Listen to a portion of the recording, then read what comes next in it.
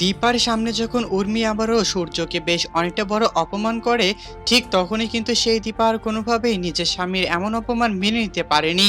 যার কারণে সেই দীপা যখন নিজের বোনের গালে একটি থাপ্পড় মেরে বসে, ঠিক তখনই কিন্তু সেই উর্মির মা বেশ অনেকটা বাজে কথা বলতে থাকে দীপার ব্যাপারে।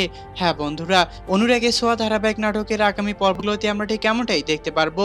আর আপনারা যদি আমাদের চ্যানেলে নতুন হয়ে থাকেন তাহলে চ্যানেলটিকে অবশ্যই একটি সাবস্ক্রাইব করে দিবেন। আমরা এপিসোডের শুরুতে দেখতে পারবো যে সেই দীপা যখন আবার রূপাকে নিয়ে বাড়িতে চলে আসার পর জানতে পারে যে সেই ছোট্ট বাচ্চাটির ঘটনা, ঠিক তখনই কিন্তু সেই উর্মি বারবার করে সেই জয়ের অবৈধ সম্পর্কের ব্যাপারে কথাগুলো মনে করতে থাকে। এক পর্যায়ে তো সেই সম্পর্কের কথা উল্টো সূর্যের গায়ে দিয়ে দেয় উর্মি, বলতে থাকে যে এটা হয়তোবা সূর্যের কোনো অবৈধ সন্তান। তখন যেন এমন কথা শুনে বেশ অনেকটা রাগ হয়ে যায় দীপার।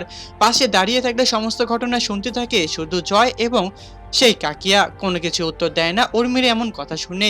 তারপর যেন নিজের হাতেই উর্মিকে আচ্ছা করে শায়েস্তা করলো দীপা, ঠাস করে একটি চড় মারলো উর্মির গালে দীপা। হ্যাঁ বন্ধুরা, অনুরাগে ছোঁয়া ধারাবাহিক নাটকের আগামী পর্বগুলোতে আমরা ঠিক কেমনটাই দেখতে পারবো। আর আপনারা যদি আমাদের চ্যানেলে নতুন হয়ে থাকেন তাহলে চ্যানেলটিকে অবশ্যই একটি সাবস্ক্রাইব করে দিবেন। আর আজকের এই এপিসোডটি আপনাদের কাছে কেমন লেগেছে তা অবশ্যই আমাদেরকে কমেন্ট করে জানাতে একদমই ভুলবেন না।